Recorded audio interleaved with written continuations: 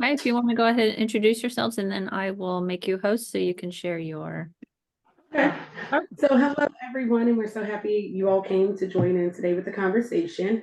My name is Jennifer Bowles, and My name is Maria Argueta. so what we're here today is we're going to talk a brief moment about what we do in the schools as far as the One Love curriculum, speak to, healthy versus unhealthy relationships. I will say for our agency, this month highlights Teen Dating Violence Awareness Month. So from this call, we do have to jump on to table setups at the school, but just a little bit about who we are and what we do. We represent SAFE, which is Services to Abused Families. We do cover the counties of Culpeper, Madison, Orange, Rappahannock, and we shelter Fauquier's residents as long as they meet our criteria, so SAFE's criteria. So we cover a portion of what Fauquier does. From that, we provide services to victims of domestic violence or sexual assault. Our particular role within the organizations is we are youth advocates. So we work specifically with the youth. A lot of our role involves us being in and out of the schools. We provide one-on-ones, support groups. Everything is case by case. So depending on how we can support you and your agency, our services extend beyond that. We have 2 homes that are shelters, but we like to call them homes in our property where we service victims of abuse. A lot of those times, maybe a parent that comes in with a child. A little bit about our services. We provide services to everyone, regardless of how you identify. Am I missing anything? Regardless of how you identify, we provide the services. So in just doing the presentation today, I just wanted to be understood. I know we're presenting to a mental health coalition, but our agency, the advocates here, we are not mental health professionals. So we're advocates that are trained in the areas of domestic violence and sexual assault. So we do know that a lot of times from that, depending on what tools you may or may not have in your toolbox, some mental health can creep in. But in a scenario like that, we work heavily with the relationships in our community. Encompass Supports is one. We have Alan Rasmussen. So much like we're in the schools, he also has a segment that he does in the schools on understanding depression and anxiety and suicide awareness and things like that. So if it's something that's out of the context of what we provide as far as services, we do reach out to community professionals, much like yourself in the area of youth services. Okay. So from here, we're going to just jump right into the presentation that we have today. I know many of you were probably on the call last year. We talked a little bit about understanding healthy versus unhealthy relationships in regards to our youth. So we're going to kind of go over that same scenario, what it looks like to be a youth that may be exposed to or a victim of an unhealthy relationship. And we're going to talk about it, I guess, from the school perspective. So we're going to talk about the One Love curriculum that we use in the school. We're going to dive a little bit. Let me see how this works. Give me 1 second. Okay. So what we're going to do today is we're going to do a brief introduction, kind of covered now. We're going to talk about a little bit of a description of what we do as far as the curriculum through One Love in the middle schools. And then we're going to switch it to a little bit of how it differs in the high schools, because 2 different audiences. In the middle school, we start at 7th grade. We don't do 6th grade. There's still a lot of innocence there. By 7th grade, you gain just a tad bit of independence, and you're starting to explore what relationships look like. So we wanted to get that target age group in the schools, and then we're going to kick it over to what we do in the high schools, kind of give you guys some feedback as to what we see in the schools and how, give me 1 second, and how we respond when someone presents us with a situation. From there, we're going to do some safety planning. We're going to touch into a couple of scenarios, and just hopefully as a group, we can kind of just chime in and then have some open discussion and answer any questions that you all might have. I will say a little bit about myself, and I know maybe a little bit of Marita too. We work with kids all day, every day. So we are kind of open discussion presenters. So at any time, if you should have a question, if you want to raise your hand and add something, it will not hurt my feelings at all.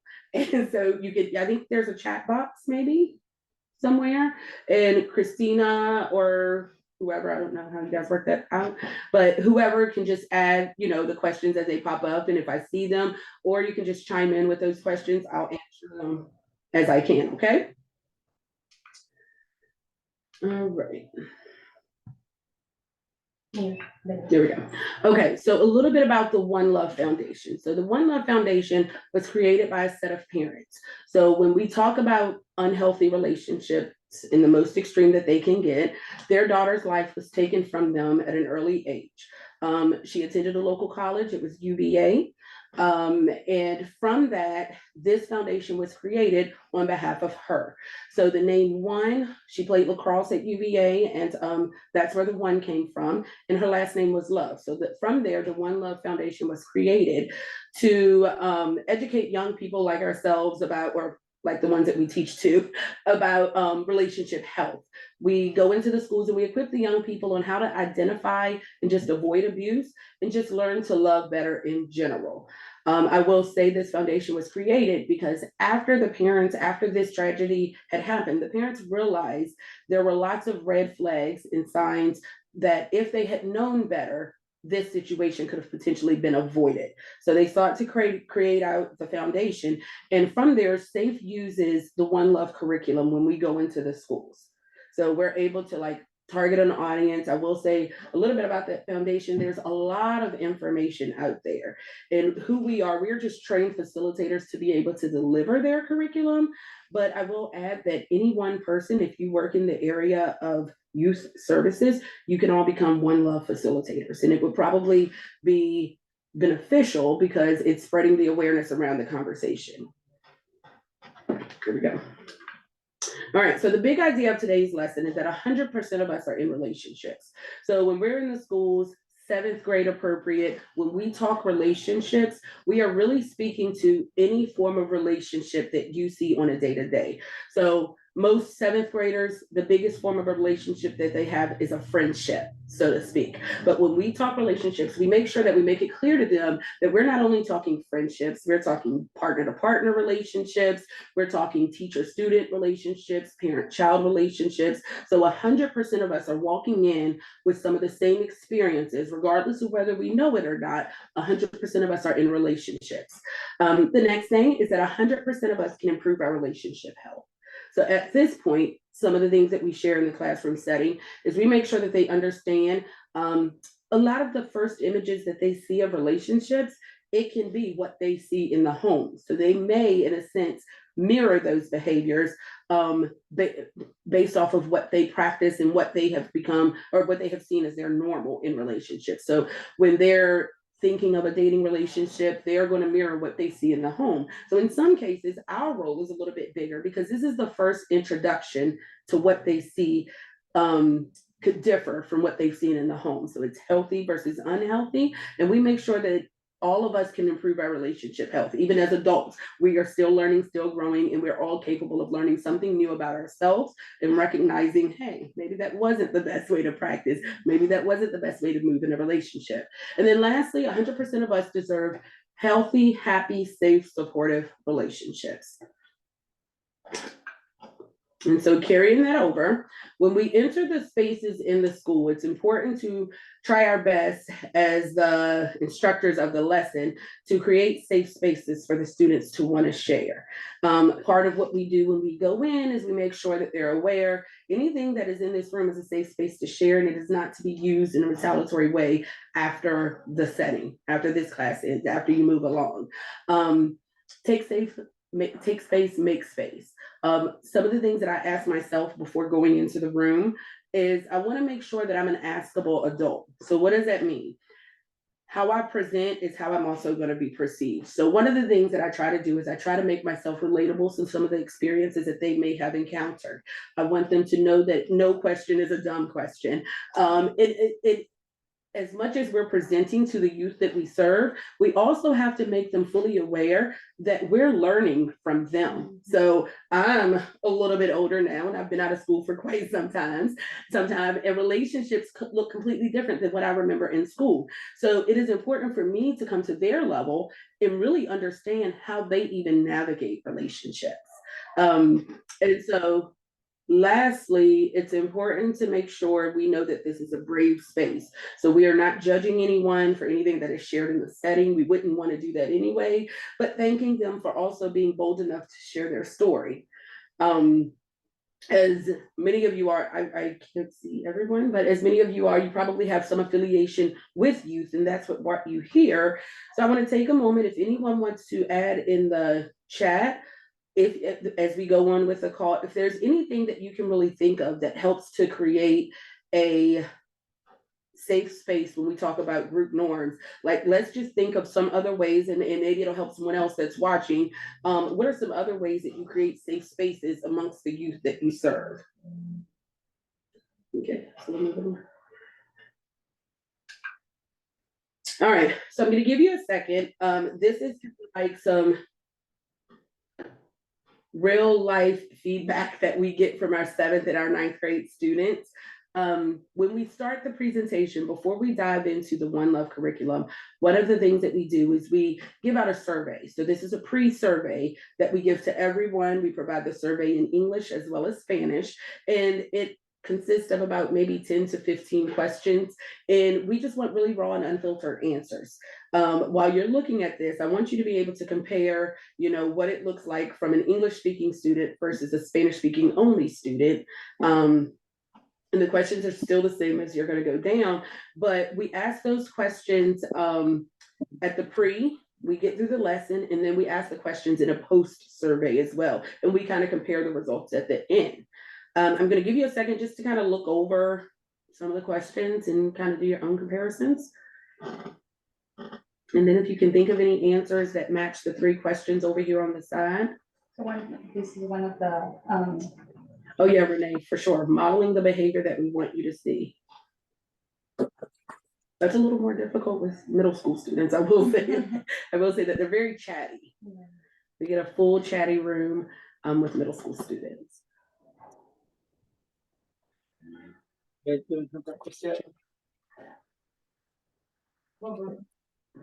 Okay. So moving along and looking at the questions, why do you think some of the numbers differ? because of what they see on TV. Because of what they see on TV. Absolutely. Social media has a huge impact on how the youth that we serve even view relationships. So our role is actually much bigger than maybe we realized at the moment, but like putting this in a platform where we can compare the two. 30% of our students on the English speaking side, we are actually the guest speaker that comes in and teaches them about the relationship issues. So for 30% of our students, their first time with the lesson in unhealthy relationships and healthy relationship, it comes from us. And our role, we're only there once a semester to deliver this message. Now, if they want to ask for us to continue coming back, we can, but in a systemized version of what we do, we are only having the opportunity to get into those schools once per semester to that particular classroom through the health and PE classes.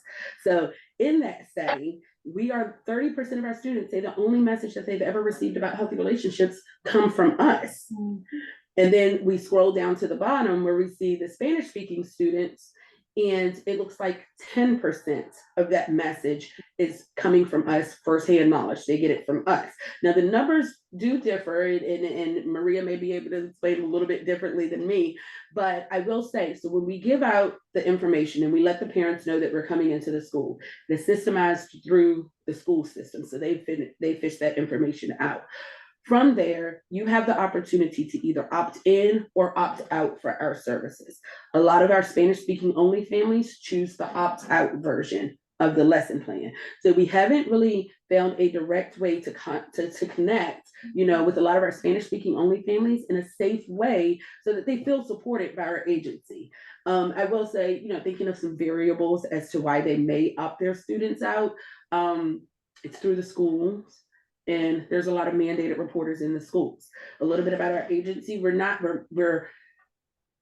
reporters, but we are to an extent. We're obviously sexual violence and domestic violence, but we're intervention. So coming in, something should happen. We obviously know something's happened. It's not something that we would necessarily report. But in this scenario, the parents may not know that. So it's a little bit of fear. I think most of the parents that would opt out, it's a little bit of fear. Maybe we recognize that there may be some unhealthy things happening in the home, and it's a fear of being judged. It's a fear of, guilt that I've exposed my child to this, and this may be the unhealthy form of a relationship that they see. They've learned it from me. So, they opt out for many different reasons, but, we don't judge anyone. We just hope to connect with them maybe in a safer space than what we can provide in the school. The second question, what are some reasons you think students are coming to social media for guidance relationship wise? Well, from the way it looks, in comparison, it looks like 30% of the English speaking students rely heavily on social media, and it looks like 23% of the Spanish speaking only students rely heavily on social media as well. So we're not only combating the conversations of healthy versus unhealthy in the form of what's norm. We're fighting against the internet, social media, the impact that it has on our youth, how they even view relationships. We hear the words loyalty all the time. So loyalty is a big word when we talk about what you look for in a relationship. That loyalty though, the question we always ask on a different scale is there's also that opportunity where you're being loyal to, or that thing where you're being loyal to someone so much that you forget to be loyal to yourself. So you're hurting yourself by being so loyal to someone else. So we try to provide thought-provoking questions just to challenge them on why they've created this norm around social media use and why it's so important. So they mimic what they see online, and we come in and we have to have those conversations with them and say, well, let's challenge that. You feel like, you should be a ride or die in this situation, but what happens if we both get hurt? Or what happens if you're the one that gets to ride and I'm the one that's not making it all the way? That's still not good, or it's not healthy in a relationship. And it's just letting them know that you still have a role, and what's important to you still matters in the relationship. And it's not necessarily making the relationship that you're in all about what your partner is looking for. All right. So another question that we've asked is, if your partner loves you, they should know how you feel. And it's almost alarming because the numbers are high both in English and in Spanish speaking only students. And so what we see here is anywhere from 76 to 87% of our students rely heavily on their partner just knowing how they feel. Any guesses as to why the numbers may be so high? Any thoughts? They don't know how to communicate with each other? Spot on. They just don't know how to talk. It's a generation that lives behind social media. So when it comes to communicating about how we feel, we don't know how to say it. They're not being taught how to express themselves, how to tap into their emotions and what makes them feel good. Because sometimes if you're in a relationship with a partner that's not the healthiest, they don't care enough about how you feel. It's all about that partner. So it just shows that communication in relationships is kind of, we got a staggering 12% to 23% that knows this isn't true. So our conversations, when we get knowledge like this, we know now how we have to enter the conversations with these students. We know now, okay, we need to target what communication looks like, what it means to have healthy conflict. And then we also got to make sure we teach them how to practice self-care within themselves so that we're not relying so heavily on someone else to know how you feel, All right, so this one is true love means you only think about the other person. So the numbers are better because at least around 60% knows that this is false, but there is still about 40% thinks that that's true. Any guesses as to why?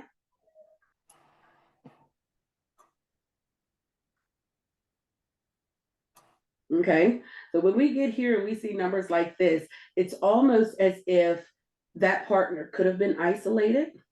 There is a lack of independence in the relationship. Like, it's all about us and not about any other relationship. So this is the most important relationship that you should have in your life. I should be top tier. I should be number one, and typically if there's a partner that is making you feel that way, then they don't care about your relationship with your friends. They don't care about your relationship with your family, your teacher-student relationship, or anything that matters to you. It's not of importance to them. And it's also us giving our power over to that other person to tell them, you should be the only one that matters in my life. Well, that's not really true love. True love means that you should be able to trust that your partner knows enough about you that, like, hey, I don't have to surround myself only with them. We can practice independence. You can have your friends, I should have my friends, and together, this is the relationship that we want. But making sure it's understood and we can move at a comfortable pace in that relationship as well. Okay, so before we get started the lesson, during the lesson, and even after the lesson, we are pounding the 10 signs of a healthy relationship and the 10 signs of an unhealthy relationship. So this is evident in the beginning of the lesson when we use the couplets as well as the Love Labyrinth video that we use for the high school. It is still a key focus on the 10 signs of a healthy relationship as well as the 10 signs of an unhealthy relationship.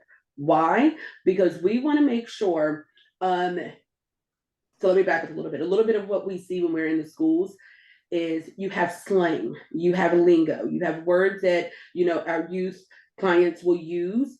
And it's our job to really kind of understand what they mean by those words. But when naming unhealthy behaviors or naming healthy signs of a relationship, we want to make sure that you are naming the behavior and not the person. So if someone is keeping you from your friends, they are telling you that you only should rely on them, that is a form of isolation. It is not necessarily clingy or being too much or, just wanting to spend time with me. That is isolation. So should we find someone that has encountered, a toxic relationship, has developed some anxiety, depression, and we got to refer them out or encourage them to seek other services beyond what we can provide, we want to make sure that the message is still the same, whether we are the guest speakers in the school, whether, we're encouraging this child, maybe to seek other services in therapy or a form of, just being able to talk to some form of a mental health professional. You are aware that what your partner is doing is they are isolating you, or if this relationship lacks trust, or they're being possessive. Those are the behaviors that we are seeing present in that relationship. So throughout the lesson plan, we use different activities with the kids to engage them, and we try to use real life scenarios and things like that.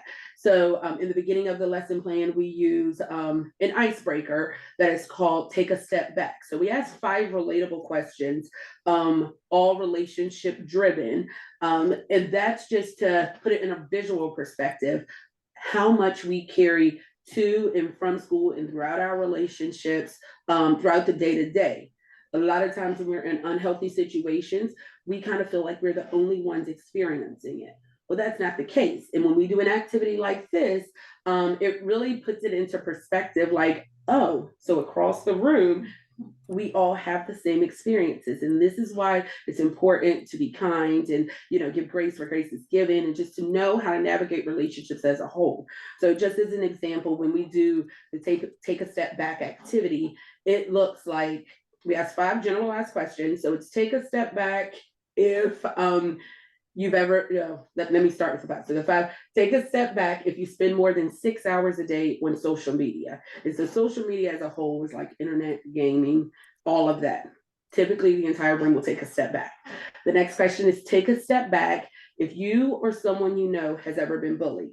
The next question is take a step back if you or someone you know has ever been in an unhealthy, toxic, abusive relationship. The next question, take a step back if you or someone you know has ever been pressured to do things they did not feel comfortable doing. And then I think the final question, in no particular order, I will say that, but the final question is take a step back if you're currently sharing your location with someone other than a family member. So across the room, and we even get some teachers with this, but across the room, the entire room has spread apart. And we get a lot of giggles sometimes where the kids will say, oh, I don't have any more room to take a step back. Or, they're backing up against whatever item is behind them. And they're like, I need more room. So you get a lot of interesting feedback from them, because at 7th grade students, they're all taking a step back. They're all separating. And you could put 2 or 3 of Miss Maria and myself in between them, because that's how far they spread from each other. So it puts it into reality, like, oh, and I think in some cases it helps some of the other kids too, because they realize, man, where I thought this was just me, it's actually not. And then we play a game of Kahoot. In all of these activities that we do, we are using real life scenarios that tie into how you view relationships. So the Kahoot game, it has quick thinking, it has scenarios that you have to use to help you determine, is this a red flag? Is this isolation? How much time should you spend with your partner? How much time should they engage with you? If a partner is texting you more than 20 times a day, is that healthy or unhealthy? So it's thought provoking, it's engaging, it requires for quick answers. So not too much thought goes into it, because sometimes when we overthink situations, we consider more than what we should, and that's how we put others before ourselves. So we introduce games like Kahoot. Questions that we've kind of collectively made up that we've seen throughout the years fits with the classes that we're, presenting to. And then from there, we're going to share with you just a few of them, but from those lesson plans, we also use for the 7th grade students, it is called Couplets. So through the One Love curriculum, it's the Couplets curriculum. That's what we use for 7th grade students. What they are is these little cartooning guys. It's like 8 different videos that kind of show the healthy and then the unhealthy side, the depiction of a healthy versus unhealthy relationship. And they're made to be humorous because they're still students and they're very young at heart. So they're made to be humorous, but it also starts a deep conversation about the difference between healthy and unhealthy relationships. So we're going to share maybe a few, as much as we can get through with you right now. Oh, sorry for the ad. You can pause to watch.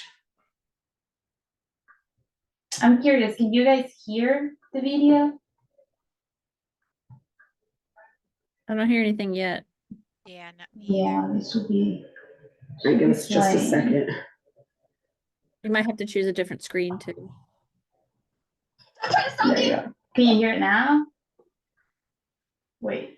You're so pretty. No. I'm so lucky to be. Hear it, but we don't see it. You hear it, You're but you don't so see pretty. it? You're also really lucky that Right. Okay, we're struggling here. Let me see.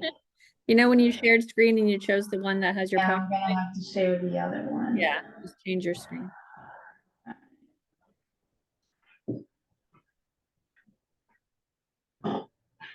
There you go. There you go. Sorry about that. If we broke up, I'd be sad too. I'd be so depressed if we ever broke up. I'd throw myself off the step. I would. Don't try to stop me. You're so pretty. I'm so lucky to be with you. You're so pretty. You're also really lucky that I'm with you. Show us more photos. Sweet. Aw, you're showing them my foodie pics. Go Okay. ahead. Show us more photos. Sweet.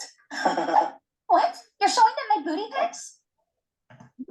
Okay, so I'm just gonna pause right here because this one always yields laughter in the room. They're 7th grade students. At the beginning, we ask the question, yours, take a step back if you are someone has ever been pressured to do something they don't feel comfortable doing. And so around the room unanimously, we get like a yeah. The kids are familiar with sexting, they're familiar with the consequences because we go over, the consequences behind receiving inappropriate photos and choosing to share. So in this particular video of Couplets, the word is betrayal. So we're kind of speeding it up a little bit, but for this one, it was betrayal. Someone shared a picture, maybe they were making pizza as a couple, and it's like, oh, look at this, it's really good. But on the unhealthy side, it is sharing maybe an inappropriate photo that really was meant only for that person that they trusted and shared the photo with. And the betrayal comes in because they've taken that personal photo and have shared it with others in the group. And so around the room, it gives us that opportunity to speak a little bit more heavily about sexting and understanding that there are laws and legal ramifications that could happen should you or someone choose to participate in behavior like this. But just also making sure you pause before you share photos like this. You're with this person now, but in 5 years from now, you know that you'll still be with them. And just practicing a little bit more self-care about, appreciating who you are. Like, everything isn't for everyone, and just kind of building up some discussion behind it. Now, I will say we're in a generation where it is normal and peer pressure is a thing. So some of our conversations look like, well, if everyone else is doing it, why should I not? Because it may mean that now my partner will choose not to be with me and they'll choose to go in the latter of the two. Well, I'm going to pour so much into you, throughout this healthy relationship that's okay. Maybe that wasn't the relationship for you, and you have the permission to take a step back and decide this is not the behavior that you want out of a relationship and a partner. There's no trust, there's betrayal. Gotta go. I got class. Sure thing. Have fun. I gotta go. I got class. Can we stop holding hands now? No, seriously, can we stop holding hands now? Want to come over tonight? I got plans, but maybe tomorrow? Sure thing. Want to come over tonight? I got plans. You will come over. No, I won't. You will. I won't. You will. What are you so happy about? She just started following me on Instagram. What are you so nervous about? She just started following me, like, everywhere. All right, so that one is another one that's quite common, but almost scary at the same time. A lot of our conversations with the youth, even in the very beginning, when we ask during our Take a Step Back icebreaker game, one of the questions that we ask is if you or someone, or if you're sharing your location currently with someone other than a family member. So what we're looking at here is it is actually quite common to share passcodes. It is actually quite common to share your location with everyone, whether it's in a game setting, whether it's amongst friends, whether it's in with a partner, whether it's with parents. And so where we dive in a little bit more with that is what reasons do we have that we feel other folks need to know so much about our life? So, we get the reasons, like, what do we get? We get, oh, well, I share it with my parent because it's safety. And that's okay. But sharing it amongst all of your friends, that's actually quite common. Why do we do it? It's because, oh, if I call them and they don't answer, I can just look and see where they're at as to why they're not answering me. With a partner, we've seen both sides. We've seen the unhealthy side that says, I need to know where you are all the time and who you're with, and you're not where you said you were going, and how long is it going to take to get there. But we've also seen the side where they're a trusted individual and I have access to theirs, they have access to mine. I don't know how normal that is to me as an adult, because I like having my own privacy and my own independence in a relationship. But those are some of the struggles that we have, even giving out the message during this lesson, because it's what has become normalized. So at the point where someone is becoming obsessive with you, possessive with your information, manipulating conversations, we always like to add that little bit of an element that says, well, what happens when you guys break up, or if you guys break up? They still have access to all of those things. They can go into your social medias and post on your behalf, and maybe it's not even you. So it's almost like a little bit of an element that we throw out there just to yield more thoughts throughout the process. Like, you're dating, you're learning, but you also have to think about the what if. Because we date for what we want right now as a youth, and not necessarily what we're looking to date in the future. So right now, this might be fun, but it's okay to have independence in your relationship. And it's okay for you to only have access to your Snapchat, Sorry. All right. So from there's a slide. It talks about the takeaways. What is going to stick with you the most from the film in these discussions? And, it's one of those things where it puts it into real life perspective. We see this, it's a lot of discussion that happens after the film. So the takeaways would be really naming those behaviors during that film and being able to point out, well, wait a minute, that was not okay. Like in, I don't know, just using it as an example, the foodie pics and the booty pics. We really have to calm the class and say, well, wait, they didn't say booty pics on the first one, but it's that word. And even just putting it into, like, making a better understanding that this is not okay. So those takeaways, it's one of those things that stick in your head and you're walking away and you're thinking about that if you ever choose to make the decision to post or not to post. And this is a question I just want to ask you all. So from these words that we have over here on the 10 signs of a healthy relationship, as adults, we ask these questions to a lot of our youth, but as adults, choose one behavior from the 10 signs of a healthy relationship that you'd like to work on. like I'll even speak because I talked to Maria about this before. It is really, I've done better, but for myself, it's really just having healthy conflict.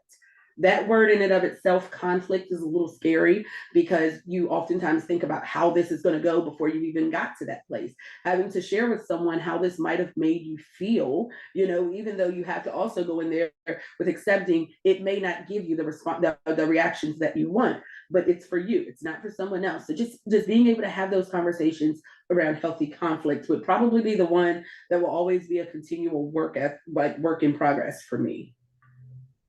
Anyone else? I totally agree with that one. Sometimes my kids will say, "Why are you guys arguing?" I'm like, "We're not arguing, we're discussing." Yeah, we're getting to a place, right? All right, let's see. So now we're just going to tie a little bit into what we see on our high school level. So 7th grade, our conversations are really an introductory kind of base level conversations, getting their minds working and saying, oh, okay, high school at this point, when we think of all the relationships that we present them with, like same as middle school, you have friendships, dating relationships, parent, child, and beyond. We even highlight the most important relationship you will ever have is the one you have with yourself, how you view yourself, how you speak about yourself, what others have said to you, and how that's stuck with you. So we really put focus on more of the relationship spectrum in the dating world when we get to high school, because at that point, if you have not dated, you're thinking about dating, you kind of have an idea of what kind of dating partner you want, and we just want to make sure it still aligns with the healthy version of the relationship side. So just like we do in the middle school, we still have a key focus on the 10 healthy signs and the 10 unhealthy signs and being able to name those behaviors, but we also dive into what the cycle of abuse looks like. So like step 1 in a sense is tension, the build-up phase. We see these things, we call them red flags, maybe even some yellow flags, but more so red flags. So you notice things, but for whatever reason, we've told ourselves they're okay, it's not a big deal, I really like this person. But if you don't address these things as you see them, they continue to build. The second phase being the incident. Maybe your partner has spoken to someone that you've asked them not to speak to. It could be an ex, it could be a flirty friend, it could be, I don't know, a friend that may have betrayed you and you're no longer friends with them, but some form of an abusive incident happens. So it could be any type of abuse.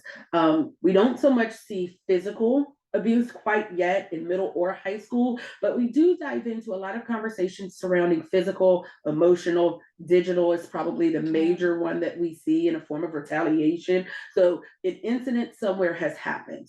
From that, we kick over to the reconciliation phase. An apology or justification has been made. So these kids break up and get back together and break up and get back together. And, it's their normal though. So it's what's normal to them. So in this scenario, an apology or reconciliation has happened and they dive right into the honeymoon phase, where everything feels good. Everything feels great. We're wonderful. We're working it out. I'm going to be loyal to them forever. But if we have not fixed the tension and the red flags and the incident that happened in phase 1 and 2, then it's still going to carry over to phase 4. It just has to build up and get back there again. So that's how the cycle kind of starts amongst the youth that we work with.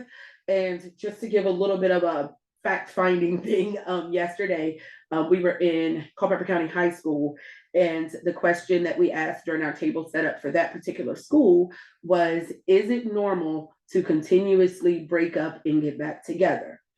And that's the basis of the question. We give out lots of resources, some candy, some brochures, so lots of things like that. But that's the question, and we just do it just to kind of see where they're at, how they view relationships.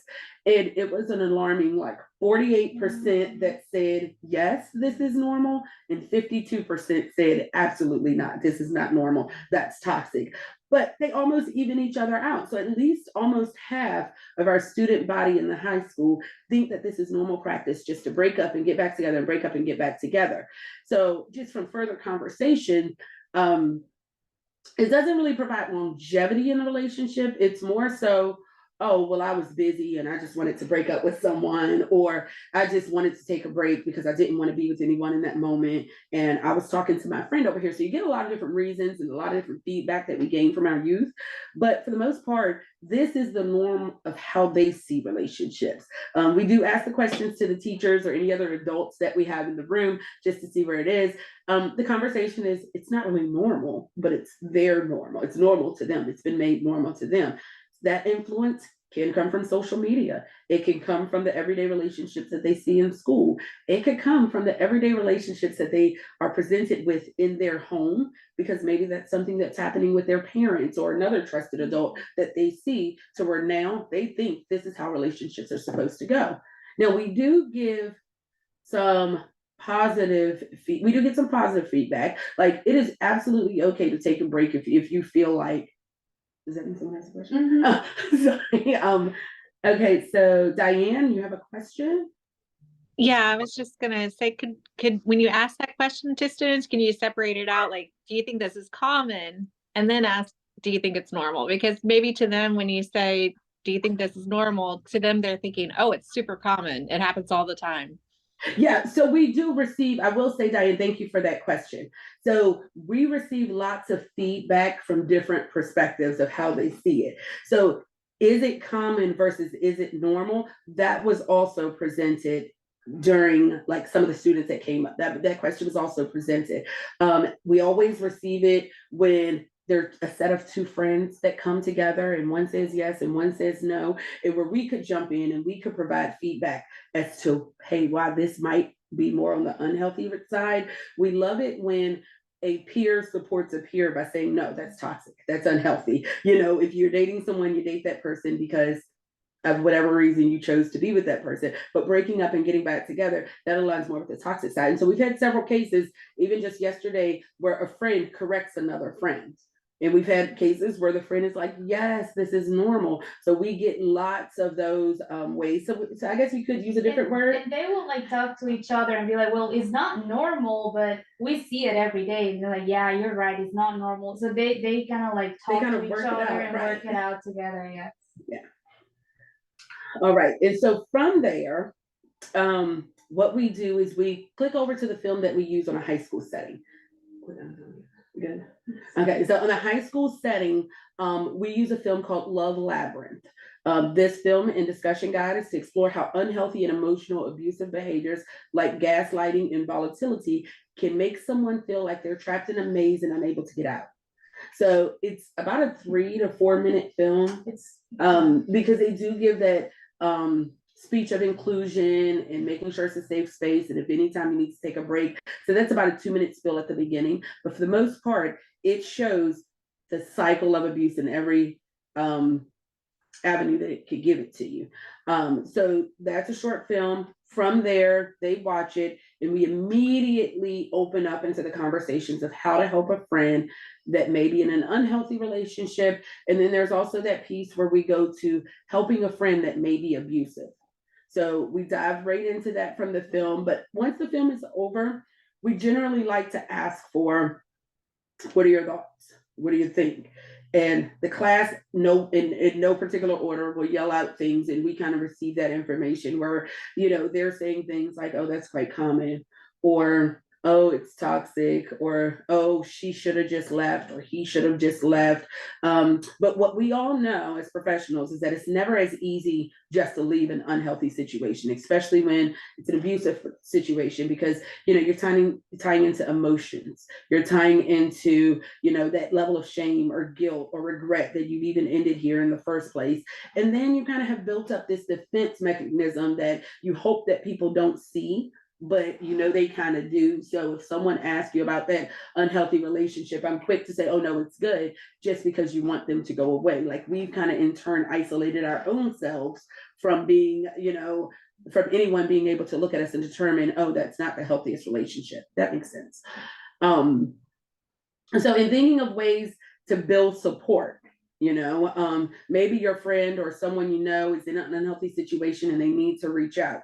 There are the 3 P's of finding that support in a situation when you need to get out. We have peers. Peers are your friends that you may see in school on a day-to-day, who you're gonna talk to first, like who do you talk to first when you find yourself in an unhealthy situation? You have peers, parents, and where it has parents, it's also or trusted adults, or you have professionals. So just from what our end on what we see, seventh grade students, when we're in there and we ask this question, it's typically parents or trusted adults. So there are some numbers where they say peers or professionals, but seventh grade students, it's parents or trusted adults. By the time you fast forward to high school, they're all peer. Most of them are peer. It's probably about 80% that said peer or better that said peer. And what that looks like is you may just come to that friend at school that notices the relationship that you're in, notices some of those behaviors that aren't really the healthiest. And you're just kind of talking to them about it. Oh gosh, this happened last night. We had a big fight. When it gets to that level where you want to reach out though,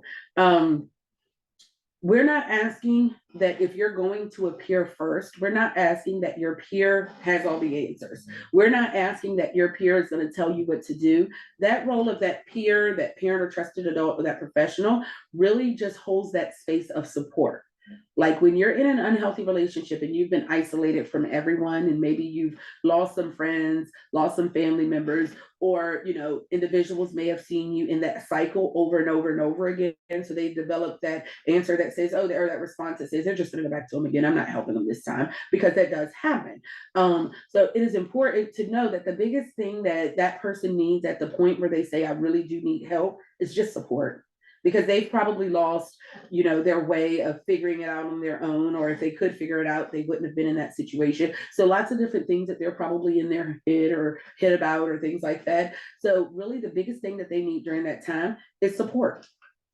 So some takeaways from them, from how to help a friend in an unhealthy relationship. If this is your friend, it is your business to talk to that friend about their relationship. Now, we're not saying you're coming from a place of judging them. We're not saying you're coming from a place to tell them what they're doing. It's more so, this is your friend. And if I truly and genuinely care about you as a person and your health and your happiness in this relationship, we can talk about it.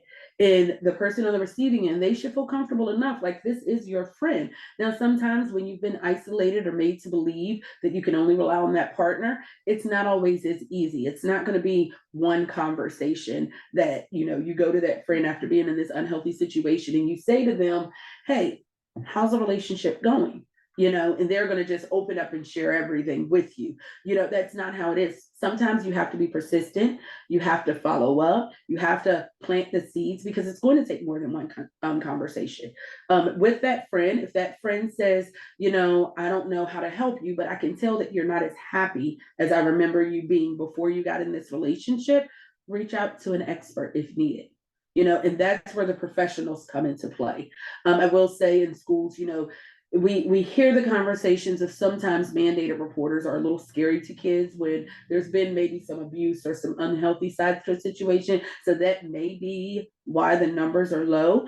But I even feel like if you are a trusted adult and that child has created a relationship, or if you have approached them in a way where they say, I know that this person genuinely cares about our well-being, it may make them feel safe enough to be able to open up and share some things, that matter to them. And then where I say don't come from a place of judging, people stay in relationships for many, many reasons. Sometimes we turn into that person that thinks I'm going to fix them. They don't have anybody else. They need me, and I'm the only one that can help them through this process. Sometimes we mirror what we see at home. And so this is normal, so I stay in this relationship because these are the only relationships that I've ever seen present in my life. So it's actually quite normal. But then also they stay in relationships because they just don't know how to get out, and they're looking for that support from someone that cares enough about them at this point to come and help pull them out of that situation, if that makes sense. So just when talking to a friend, just be patient and persistent. Start with an open-ended question like, hey, how do you feel about that relationship? How do you feel like your relationship is going? I've noticed, that maybe I can't communicate with you like I used to. How do you feel like the relationship is going? Allow them that space to share with you what they want. And then label the behavior. So in addressing maybe someone that they have developed a care or concern about, if you attack their partner, then you may also lose them in that moment where they're willing to share some things with you. So you want to be clear, and I'm labeling the behavior that I see versus attacking your partner that you've chosen.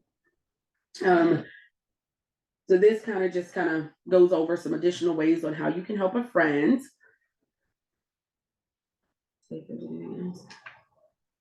All right, I gotta check my phone. Okay,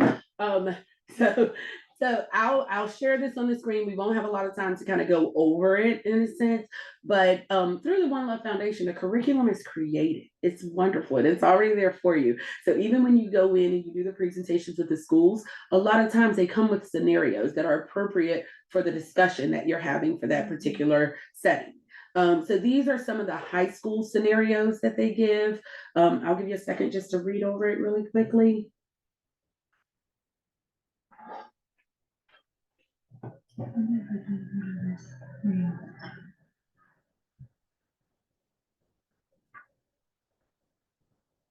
So in this situation, if we were to ask the question of what you think about this situation, of what we hear sometimes is that, you know, of course, there's isolation. Of course, there's some guilting that we hear, some manipulation and so on and so forth. My suggestion would be, if you're in a relationship with someone, there should be a level of trust. Like you don't go in a relationship bringing old baggage into a relationship, and now you make your other partner guilty for what someone else has done to you. It's perfectly okay to have friends of the opposite sex, should you choose to, as long as you guys have not crossed any boundaries. As long as, and you have to give that same respect in return. And you know, again, it's really interesting to see how they are usually in groups of 2 or 3 when they discuss these scenarios, and they also talk about it. Some of them are like, oh, no way, I'm not staying there. Some of them are like, well, if you really love him, you should, you know, like it's really interesting to hear what answers they come with. And we like that feedback Yeah. because it gives us a real perspective on how, as a collective, they view relationships. And by the end of it, usually when it makes sense to someone that maybe it didn't make sense to at first, it's like you see that aha moment go off. You see that light bulb click, and it's like, oh, okay. So here's another one. We're not going to discuss this one because I think we're getting closer to time. But here's another one. If you want to take a picture of it and maybe kind of discuss it in a group setting, that's okay too. But the One Love curriculum, they provide these scenarios so that you can continue to use them in whatever setting you may in where you're supporting the youth. So just wrapping up a little bit about what we've done today. So we're in the schools one time that semester, but there are tier 1, tier 2, and tier 3 support groups where we can provide additional support should it be needed. So what that looks like is if from the presentation that we've had, a student reaches out and the student says, you know what, I really want to talk about, you know, maybe a sexual assault or a toxic relationship that I'm in, and here's where I'm scared, and this so on. If that report is made to us from the school, in this setting where we're delivering the One Love curriculum through the school, the first goal is that we point you back into the direction of the school counselor and engage with that counselor to make sure collectively as a unit, we're both supporting that child. If the child requires additional assistance, which it could go further, or maybe it's just a conversation that they need that supports them in that specific moment. But maybe that child is also disclosing something personal that has happened in the home setting or in a school setting, and they don't feel safe. You know, we do have to receive some sort of where am I at? Require additional assistance with, from the guardian or trusted adult. Sorry, I lost it for a second. So we do have to receive some sort of authorization from the guardian or a trusted adult. So where we say trusted adult, if this is something that's happened in the home and say your trusted adult is who you felt comfortable enough to share with, they in that moment could sign off for us to be able to speak to them, have further conversations with them through the school setting, so on and beyond. Now, if it gets anything beyond that, we would have, and the school has chosen, because the school is mandated to report certain things. And from there, we involve the parents. So it's not our goal to kind of keep the parents out of the setting, because it could be something that even the parents need to pull some support from. But we definitely support the support groups, the fostering a holistic relationship and approach to relationship health, but the services can definitely go beyond just that one presentation that we do in the school. Okay, so I think lastly, we have some contact information on how you can find us. Miss Maria or myself. Like, we have our website, and then info@safejourneys.org is a way you can touch base with us.